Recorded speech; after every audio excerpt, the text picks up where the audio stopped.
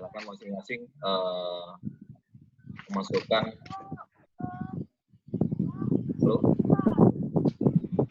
Di chatnya silakan dikonfirmasi kehadiran dulu ya. Saya lupa nih. Sudah ada 26 partisipan ya. Silakan.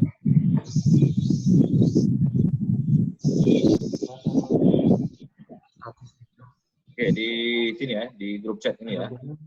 Di Zoom grup chatnya silakan dikonfirmasi untuk kehadiran.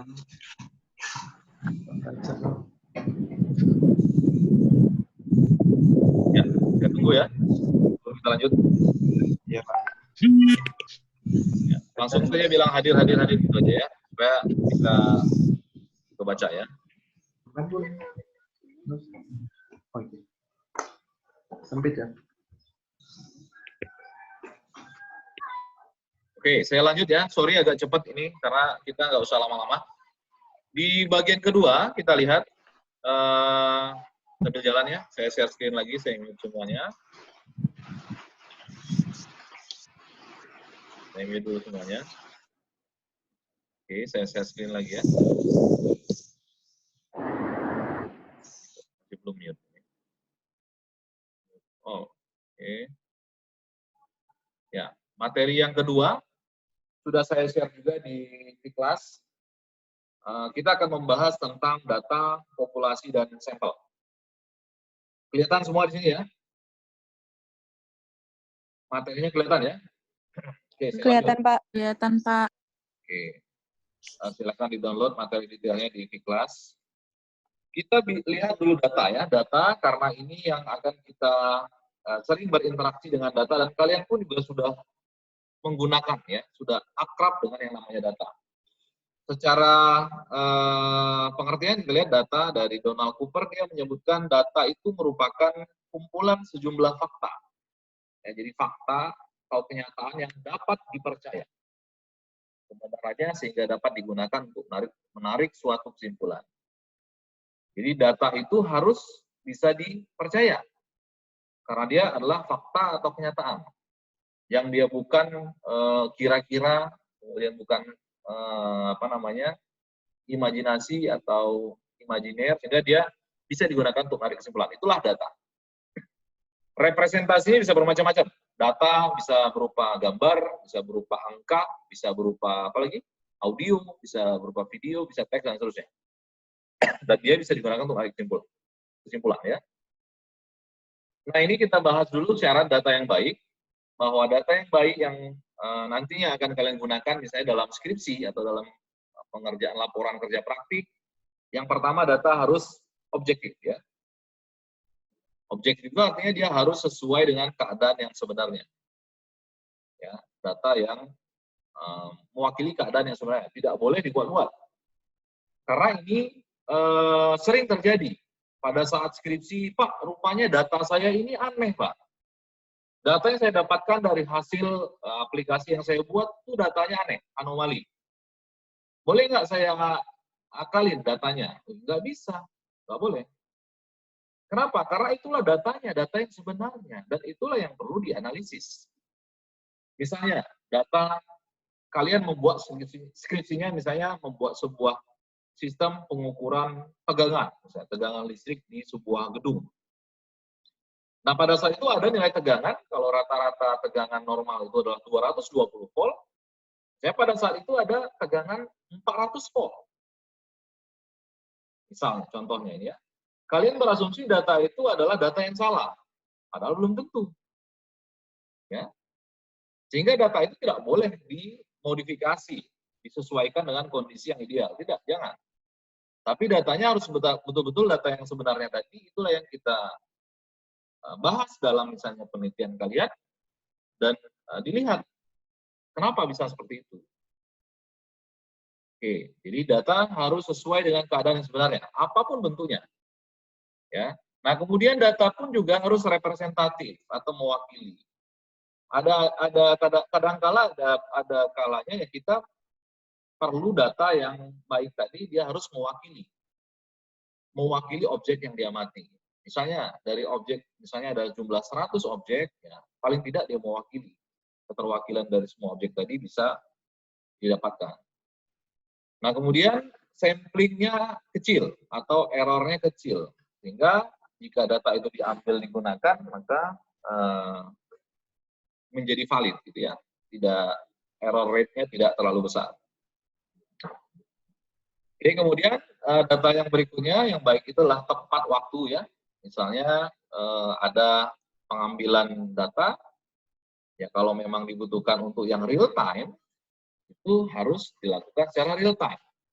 Kalau dia memang tidak dalam bentuk real time, maka tidak perlu, ya. Dan di bidang kita biasanya informatika kebanyakan yang real time. Kita bersinggungan dengan data real time. Jadi data pada saat itu representasinya itu adalah betul-betul data saat itu juga, gitu. Itu yang biasanya. Tapi ada juga data yang tidak perlu real time, tapi dia tepat waktunya, ya. Misalnya kalau kita buat aplikasi absensi, ya tentu data yang diambil adalah harian misalnya, atau bulanan, atau mingguan. Sehingga penting sekali data ini yang diambil adalah tepat waktunya. Nah, kemudian relevan, ya berhubungan dengan data yang akan kita jadikan case tadinya, ya, relevan. Data yang digunakan dalam penelitian itu harus relevan dengan yang akan kita gunakan dalam penelitian. Ada beberapa case yang saya temui dalam skripsi mahasiswa, ya mungkin karena persepsinya skripsi itu harus tebal, harus ditimbang itu berapa kilo, akhirnya dia memasukkan data-data yang sebenarnya tidak penting, tidak berhubungan dengan pekerjaan dia, objek penelitiannya, dan itu dihindari, ya. Jangan sampai data yang kalian gunakan itu tidak ada hubungannya, kesannya untuk yang benar-benar laporan dan seterusnya, itu nggak boleh, ya. Jadi yang related, yang berhubungan dengan pekerjaan kalian. Oke, kemudian jenis data menurut sifat ada data kualitatif dan data kuantitatif. Dari penjelasannya kita bisa memahami bahwa kualitatif ini dia bentuknya bukan angka, non numeris. Harga daging sapi mahal, produksi padi di Jawa Tengah meningkat, misalnya ini, ya. Dan hati-hati, ya, pada saat pengerjaan skripsi ini sering saya temukan. Kesimpulan, biasanya di kesimpulan. Dari hasil penelitian yang dilakukan, rupanya terjadi peningkatan akses misalnya. Tapi dia tidak sebutkan peningkatannya seberapa besar, seberapa banyak, sehingga menjadi kurang pas, gitu ya. Jadi datanya itu ya ngambang, masih dalam bentuk kualitatif yang tidak dilanjutkan dengan angka, ya. Nah, makanya biasanya kalau kita diikuti dengan data kuantitatif, data yang bentuknya angka. Berapa naiknya misalnya, 10% kah, 20% kah, atau berapa persen. Jadi datanya tadi itu, ya, kualitatif dan kuantitatif. Seringkali mungkin kita juga akan mengkonversi pada beberapa penelitian dari data kualitatif itu dikonversi menjadi data kuantitatif. Misalnya seperti ini. Kalian misalnya melakukan pengambilan data, misalnya pengambilan datanya itu berupa angket, kuesioner. Ya, kuesionernya misalnya setuju, tidak setuju, kurang setuju, biasanya seperti itu, ya. Itu adalah bentuk data kualitatif. Tapi dalam penelitian skripsi biasanya dikonversi. Nilai yang kualitatif tadi dikonversi menjadi data kuantitatif. Nanti kita bahas bagaimana proses konversinya. Misalnya dibuat skor, ada skor perhitungan, ya, konversinya. Jadi kita bahas, ya. Nah, kemudian menurut sumbernya, ya, data dari sumbernya jelas kita lihat ada internal, ada eksternal. Data ini kalau misalnya internal, ya berasal dari internal. Contohnya Unila. Kalau Unila, semua lingkup data yang berasal dari Unila adalah internal. Di luar Unila, maka dia eksternal. Dan berhati-hati dengan data eksternal ini. Saya ulang lagi. Kalian mesti berhati-hati dengan data eksternal ini, karena apa? Kadangkala pada saat nanti kalian melakukan penelitian, data eksternal yang kalian dapatkan dari luar Unila ini tadi, biasanya ada yang kredensial. Kredensial itu artinya rahasia, ya, rahasia, penting, dan tidak boleh sembarangan orang. Nah, pada saat titik tertentu, data ini boleh diserahkan. Ke siapa? Biasanya ke peneliti. Siapa peneliti itu? Ya mahasiswa, dosen, atau siapapun itu yang ingin melakukan penelitian, ya. Sehingga data yang didapatkan dari eksternal ini tadi digunakan untuk penelitian. Nah, hati-hatinya itu adalah kalian harus betul-betul mengelola data tersebut. Kalau misalnya datanya tadi itu data bersifat rahasia, maka kalian tidak boleh langsung mempublishnya. Misalnya, kalian tulis dalam laporan skripsi, laporan PKL, misalnya, data keuangan misalnya. Tapi kalau memang sudah dikonfirmasi, it's okay, nggak ada masalah. Tapi biasanya kalau data kritikal, dia malah sebutkan, disamarkan namanya organisasinya. Misalnya hasil audit tata kelola pada perusahaan XYZ. Jadi datanya disamarkan, hanya menyebutkan XYZ-nya saja, tidak disebutkan perusahaan. Ya, itu nanti harap berhati-hati, mungkin kalian akan ketemu pada saat PKL nanti, data-data kredensial tidak bisa dipublish secara sembarangan. Oke, kemudian cara memperoleh data yang digunakan, ya, cara memperolehnya itu ada yang data primer namanya, ya. Data primer ini yang kalian lakukan pada saat praktikum, sudah kalian lakukan. Dikumpulkan sendiri, diolah sendiri, diproses sendiri, langsung dari objeknya, ya, dari tangan pertama. Sehingga boleh saja kita gunakan data primer, lebih bagus malah kalau kalian dapatkan data langsung primernya. Pada penelitian yang lain, ya tidak dimungkinkan kita memproduksi datanya langsung, tapi dia bisa dikatakan datanya itu adalah data sekunder. Ya, data diperoleh dalam bentuk jadi yang sudah diolah oleh pihak lain. Boleh, ya. Dalam skripsi biasanya kalian mencari data literatur yang dari perusahaan lain, analisis, kemudian tidak kalian produksi sendiri datanya. Tapi kalau yang data primer tadi, ini biasanya berhubungan dengan bagaimana data itu kita kumpulkan. Ada wawancara, misalnya ada survei, atau bahkan dibuat sebuah sistemnya. Nanti saya tunjukkan bagaimana sistem yang bisa mengkolek dan mengumpulkan datanya sendiri. Ya, real time misalnya, nah ini datanya, model penelitiannya adalah yang dia menghasilkan data primer. Oke, saya lanjut. Kemudian data berdasarkan waktu pengumpulannya, ya. Ini kita lihat cross section, ya. Jadi dari urutan waktu, ya, dari tahun 90, ini time series lah, ya. Ya. Nah ini data time series dari waktu ke waktu, ya. Oke, saya mute dulu, ya. Sampai sini ada yang mau ditanyakan? Mana nih? Unmute. Saya unmute semua.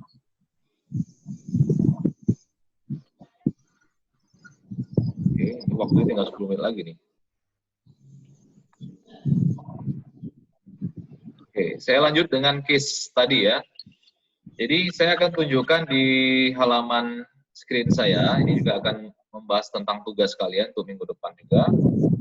Saya share screen lagi, saya mute lagi semuanya, ya. Share screen. Oke.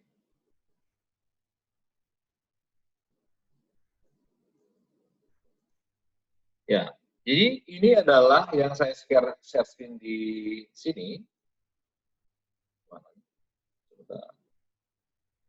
Ya, ini yang saya share screen di screen saya ini adalah salah satu bentuk data real time, ya, data real time untuk akses internet, ya, akses internet Unila yang diambil secara real time dalam 2 detik, kalau tidak salah, ya. Kalau kalian lihat di sini, ini jamnya sudah sesuai dengan jam saat ini 13.54, 13.55, ya, 54, ya, 54. Kita bisa melihat bagaimana utilisasi, ya, akses internet tadi itu dibikin aplikasinya dan mengcapture data primer tadi secara real time, traffic downstream-nya berapa, kemudian ada traffic upstream-nya berapa. Ini secara real time. Jadi kita bisa melihat dan memantau penggunaan datanya secara langsung.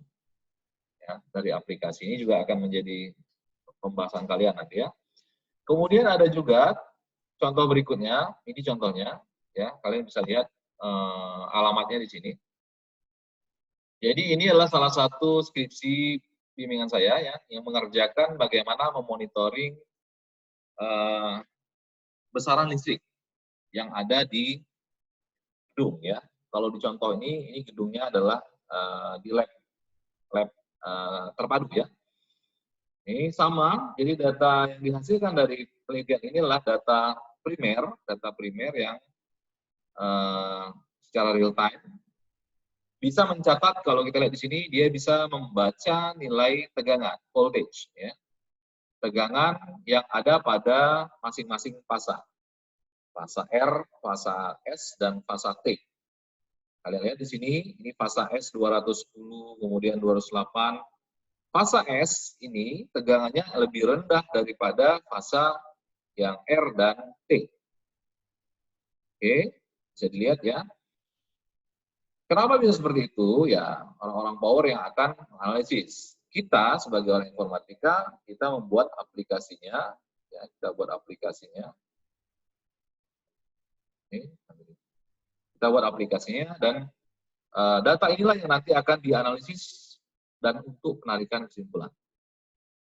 Tegangan ya. Kemudian ini ada juga arus.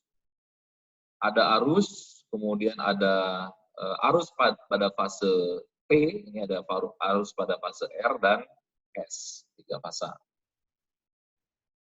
Seperti yang mungkin sudah pernah kalian pelajari, bahwa arus dan tegangan ini ya punya hubungan yang erat. Jika arusnya besar, biasanya tegangannya drop, ya biasanya, tapi ya nggak mesti juga. Ya, ini yang perlu dianalisis. Dan lihat tegangannya normalnya adalah 220. Kenapa yang ini bisa di bawah 220? Ya. Fase S ini kenapa tegangannya di bawah 220? Nah, itu yang akan dianalisis oleh orang-orang power. Kita space kita membuat aplikasi yang untuk meng-capture monitoringnya. Ya. Oke, kemudian ini lagi live power monitoring. Ini powernya dalam satuan watt. Ya. Perkembangan energinya bisa dipantau, power factor, dan ini kWh meter pemakaiannya, ini live frequency monitoringnya. Oke, jadi ini data yang didapatkan tadi adalah semuanya data primer. Ya. Penelitian-penelitian yang berhubungan dengan informatika pun juga ada yang dia sifatnya menghasilkan data primer. Ya. Jadi tidak melulu analisis data sekunder. Adapun yang ya bergantung kalian. Kalau misalnya kalian tertarik untuk menganalisis data, menghasilkan data primer, oke. Kalau misalnya penelitian kalian menganalisis data dari pihak di luar dari data primer pun juga nggak ada masalah. Oke, saya sampai sini ada yang mau tanyakan? Halo? Masih gabung kan jadi? Masih, Pak. Iya, Pak. Ya. Jadi tadi ada 2 contoh tadi ya, bagaimana kita men-capture data traffic akses internet yang ada di Unila, menghasilkan data real time, dan kedua data besaran listrik yang ada di lab ya, di lab tadi. Dan kita seperti itu. Jadi saya coba mengarahkan konsep statistiknya adalah ke arah bidang kita, informatika ya. Oke, ada yang mau ditanyakan?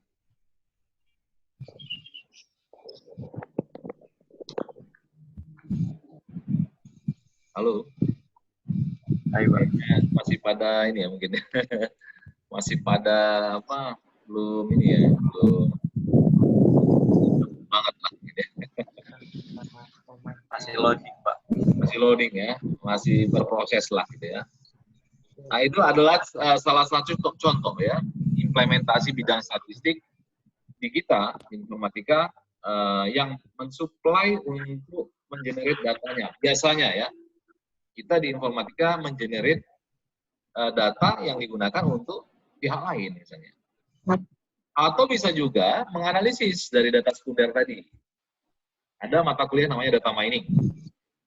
Nah, di kuliah data mining tadi, kita menganalisis data-data yang ada dalam bentuk skala besar misalnya, bagaimana trennya, ya tren data itu seperti apa, dan dari tren data itu kita bisa lihat pattern-nya, polanya.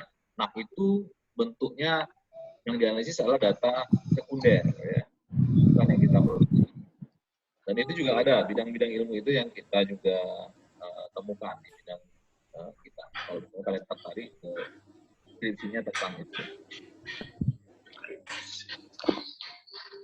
Oke, kayaknya sudah mau habis nih 40 menit ya.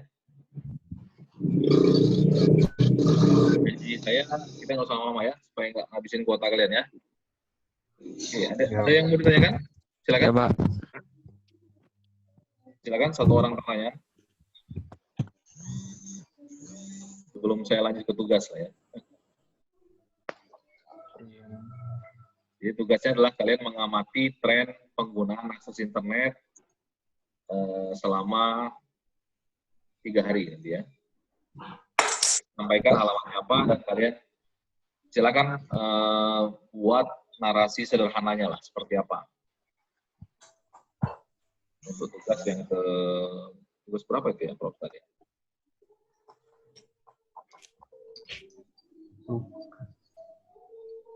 Oke ya. Saya sampaikan saja dulu untuk yang alamat analisis datanya. Nah, saya share screen lagi ya. Saya screen lagi. Oke. Ya, mute dulu semuanya.